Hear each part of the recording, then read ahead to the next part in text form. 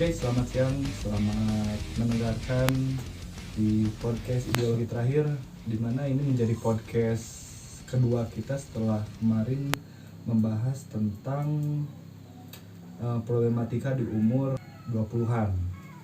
Nah, sekarang yang bakal kita bahas tentang apa, Bro? Berani dan bertindak.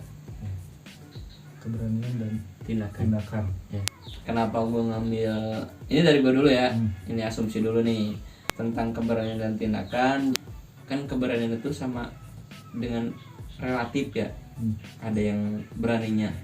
Cuma kalau misalkan gue nih dalam gaul, gue berani kalau misalkan ada cecep misalnya gitu kan, atau gue berani karena gue ada yang support di belakang kayak gitu.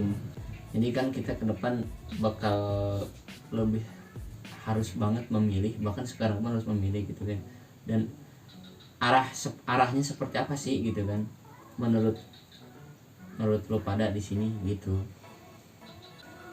Buat Cecep nih di umur 20-an, apa sih yang menjadi motivasi dan tindakan untuk menjadi fotografer itu sendiri? Ya mungkin asal usul gue jadi fotografer dulu ya mungkin ya. Sejarahnya dulu. Gue kan pas pertama meluncur ke bidang wisata gitu, gue nggak langsung menjurus ke bidang fotografer dulu.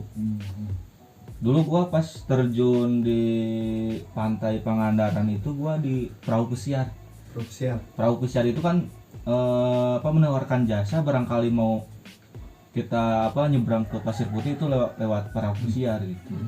Cuma kenapa gua jadi fotografer, mungkin karena gua punya warisan dari orang tua ya, khususnya itu bapak saya. Pertama gua gak ada basic di fotografer, tapi seiring berjalannya waktu kan namanya juga kalau gitu mah ilmunya, kalau orang Sunda mah ilmu katon gitu.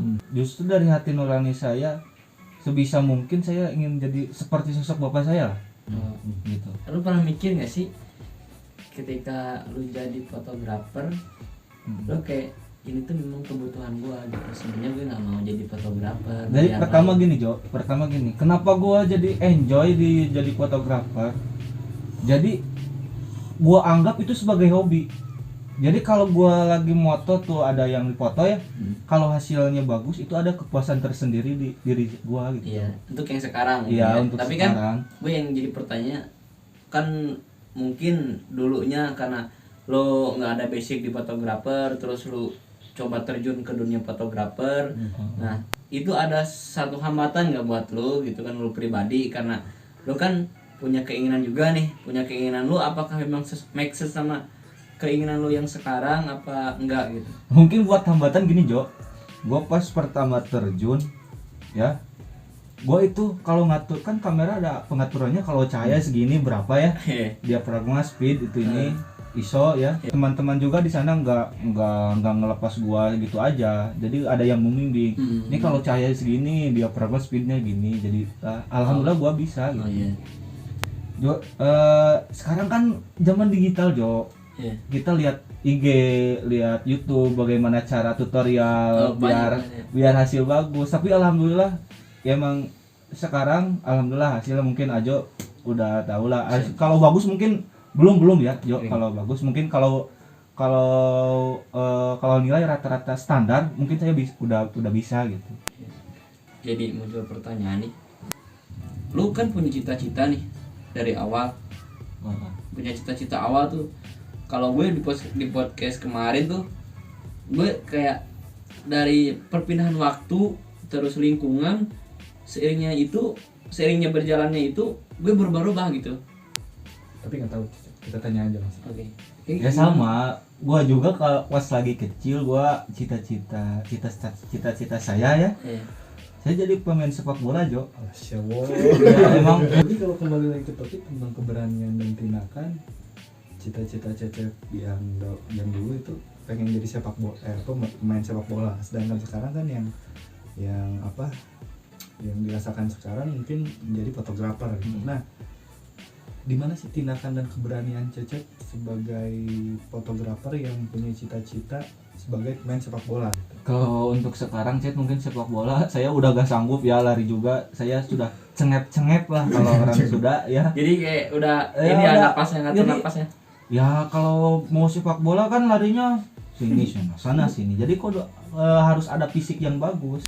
Jadi untuk sekarang untuk aktivitas bola mungkin sudah tidak ada. Mungkin kenapa kata Ucet ada keberanian ya untuk saya terjun di bidang fotografer. Mungkin tergeraknya hati saya mungkin dulu. Jadi kan sepeninggalnya bapak saya mungkin otomatis saya jadi tulang punggung keluarga. Iya. Jadi mau tidak mau, berani apa tidak berani, saya harus terjun. Saya harus mencari nafkah untuk keluarga saya. Kalau lu Cep sebagai fotografer ya, ada nggak sih jiwa sosial ataupun kepedulian lo tentang lingkungan dan masyarakat khususnya di wisata Pangandaran nih? Buat gua Cek, kepedulian gua ya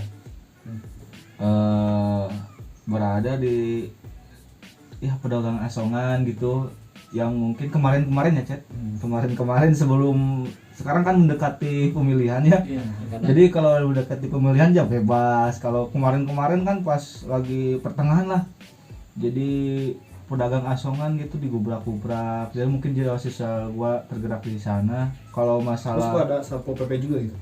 Satpol PP ya mungkin kalau di Pangandaran kan ada Oh itu organisasi masyarakat ya? yang mengeksekusi, jadi sama Satpol PP lah berkolaborasi gitu gitu. ya. Kalau fotografer kan tidak tersentuh sama peraturan kayak gitu, cuma ya suka pedagang asongan kopi gitu, diusir-usir ya, mungkin tergeraknya di situ Chat. Pertama gue sengketanya di situ coy. Iya. Nah, terus menyikapi tadi sebenarnya keresahan-keresahan yang Cecep rasakan gitu kan. Dan sama dengan gua juga, gue memang kuliah di Jakarta gitu kan, tapi tidak terlepas. Nah, dan ini salah satu gua salah satu nggak tahu musibah atau apa ya gitu dalam diri gue. Sial banget pokoknya ketika gue meriksa asumsi kenapa gitu, ada yang lewat udah jelas dan tertara dalam undang-undang gitu kan.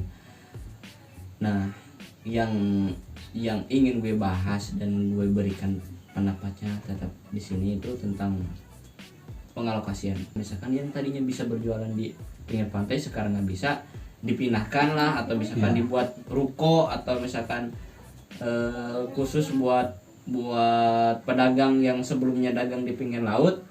Jadi ada tempat khususnya gitu loh. Dari tadi apa yang dikemukakan oleh Cecep gitu kan. Tadi kan yang dikemukakan sama Cecep ini lebih kepada keresahan-keresahannya ya.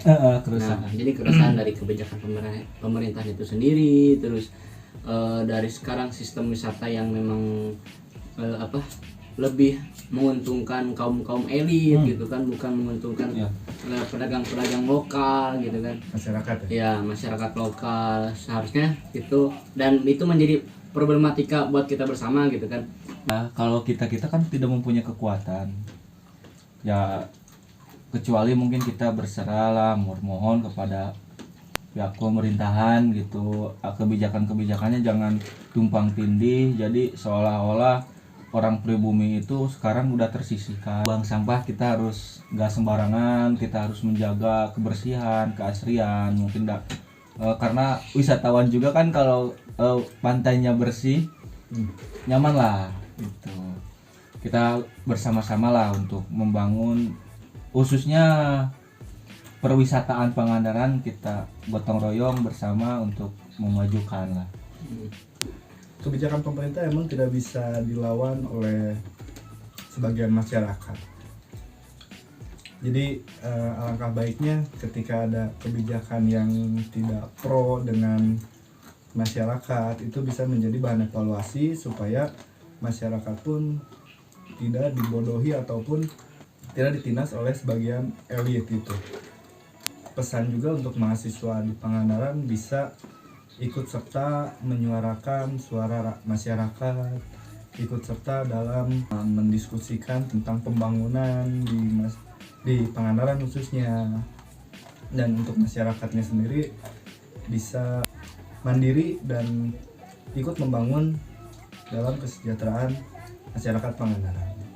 Khususnya tadi apa yang dibicarakan oleh Ucet tentang kebijakan pemerintah memang sulit untuk kita rubah gitu kan, karena memang udah mungkin dari pemerintah itu sendiri kayak semuanya juga untuk kebaikan kita bersama gitu.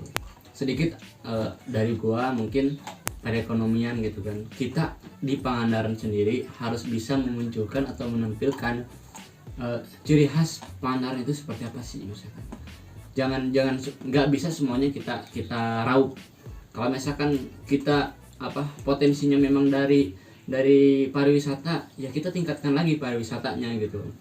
Kunci yang pertama kalau menurut gua yaitu kebersamaan dalam merubah sesuatu itu perlu. Oke, mungkin itu perbincangan sederhana dari kita semua. Tadi ada Cecep dan saudara gua ini, rekan gua dalam ideologi terakhir, siapa? Ucet, senyum dulu dong Ucet. Oke, dan gue Ajo, kita pamit undur diri. Ada kata-kata yang Salah dan agak sedikit nyeleneh, itu sebenarnya kritik membangun ya. Kritik membangun. Mohon maaf apabila ada pihak yang tersinggung, kita mohon maaf. Okay, stay to with me the continue. Nah, thank you. Oke.